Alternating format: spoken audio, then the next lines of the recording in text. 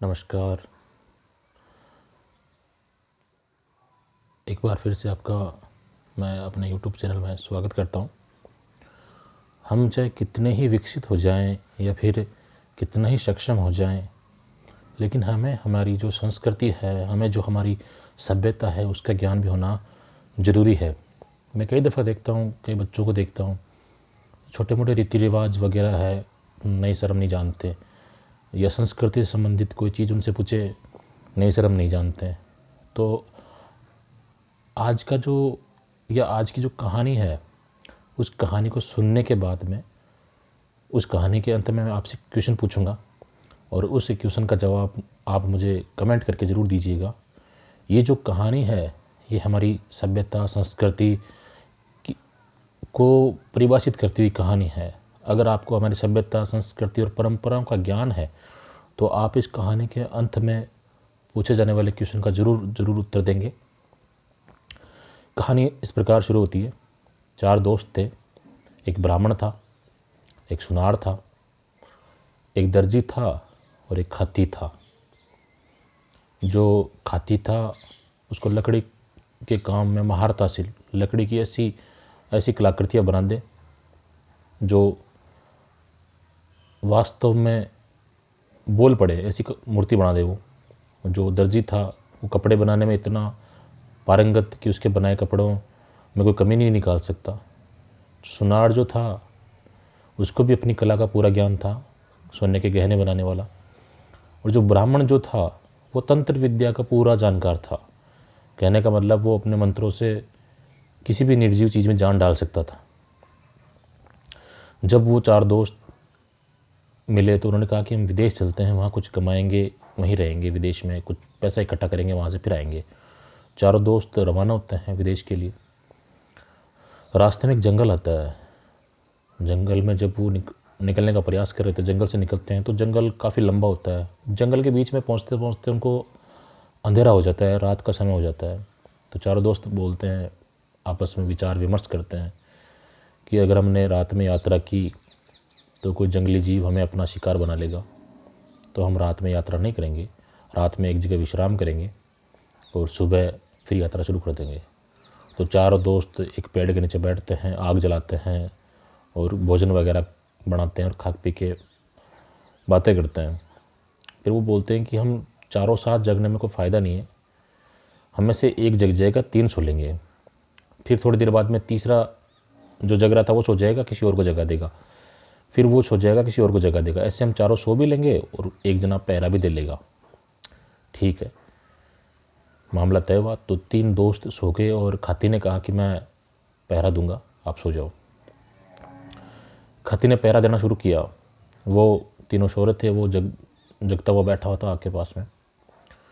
थोड़ी देर तो बैठा रहा, फिर उसने एक लकड़ी उठाई और उस लकड़ी को उसने अपने औजारों की सहायता से कुरेदना शुरू किया। कुरेदते कुरेदते उसने एक लड़की की मूर्ति बना दी। उस लकड़ी के गट्ठर से, उस लकड़ी के बंडल, जो लकड़ी का तना था, जो पेड़ का तना था, उस तने की उसने एक लड़की की मूर्ति बना डाली।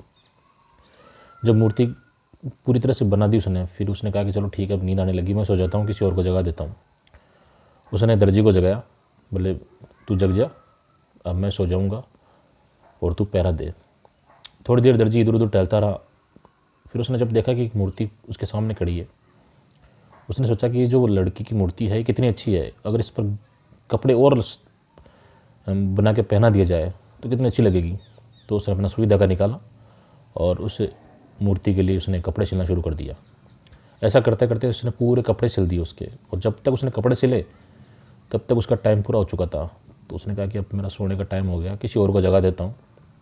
उसने सुनार को जगाया और उसने सुनार से कहा कि भाई देख, मैंने इतनी देर पहरा दे दिया है, मेरा टाइम ख़त्म हुआ, अब आगे का पहरा तू दे, आगे की रखवाली तू कर, मैं सोने जाऊँगा। सुनार ने कहा ठीक है, तू सो जा, मैं ध्यान रख लूँगा। थोड़ी देर सुनार इधर उधर घूमता रहा। जब उसने देखा कि एक लकड़ी की मूर्ति है और जो लकड़ी की मूर्ति है उसके ऊपर कपड़े भी लगाए हुए हैं, तो उसने कहा कि ये जो लड़की की मूर्ति है, लकड़ी की बनी हुई लड़की की मूर्ति है, कितनी सुंदर है, कपड़े भी उस पर अच्छे लगे हैं, अगर इसको गहने पहना दिया जाए तो और कितनी सुंदर लगेगी। तो उसने अपना वो निकाला औजार, और उस मूर्ति के लिए उसने गहने बनाने शुरू कर दिए। जब तक उसने वो नथ, पाजेब, गुखरू वगैरह, कानों के वगैरह, नाक की, सारे उसने बना दिए, शीश फूल वगैरह बना दिए और उसको पहना दिए मूर्ति को। और पहना के उसने बोला कि अब मेरा टाइम पूरा हो गया है, अब ये लास्ट वाला पैरा देगा। उसने ब्राह्मण को जगाया, बोले भाई मैंने इतनी देर पैरा दे दिया, मुझे नींद आने लग गई, आगे का पैरा तू दे। ब्राह्मण खड़ा हुआ कि ठीक है कोई नहीं है, हम पैरा दे देंगे आगे वाला। ब्राह्मण ने पैरा देना शुरू किया। जब ब्राह्मण पैरा दे रहा था तो उसकी नज़र भी उस मूर्ति पर पड़ी, तो उसने देखा एक लड़की की मूर्ति है, लकड़ी की बनी हुई, उसने कपड़े भी पहने हुए हैं, गहने भी पहने हुए हैं, बहुत सुंदर है। उसने कहा अगर इसमें जान डाल दी जाए तो कितना अच्छा रहेगा। और मैंने आपको उस कहानी की शुरुआत में बताया था, जो ब्राह्मण था वो तंत्र विद्याओं में उसको महारत हासिल थी, तो उसने अपना हवन वगैरह जलाए और मंत्र सिद्ध करने लग गया। उसके मंत्रों के प्रभाव से उस मूर्ति में जान आ गई। वो जो लकड़ी की मूर्ति थी वो वास्तव में लड़की बन गई, उनके सामने खड़ी हो गई। और इतने में सुबह हो गई। जब सुबह हुई तो उन चारों उसके सामने खड़े। सुनार ने कहा मैंने इसको गहने पहनाए हैं तो शादी मैं करूँगा। दर्जी ने कहा कि मैंने कपड़े पहनाए हैं इसलिए शादी मैं करूँगा। और जो खाती था उसने कहा कि मैंने इसको बनाया है तो शादी मैं करूँगा। और जो ब्राह्मण था उसने कहा कि मैंने इसमें जान डाली है तो इसे शादी मैं करूँगा।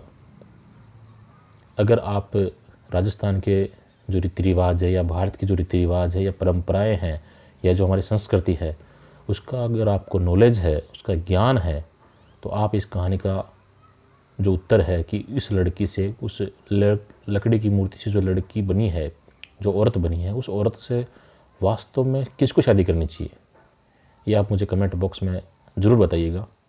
जय हिंद, जय भारत। ध्यान रखिएगा, अगर आपको ज्ञान है, नॉलेज है, तो इस कहानी का उत्तर आप सही ढंग से दे पाओगे। और इस कहानी का उत्तर मैं अगले पार्ट में, आपको नहीं आता है तो मैं अगले पार्ट में ज़रूर बताऊंगा। जय हिंद, जय भारत।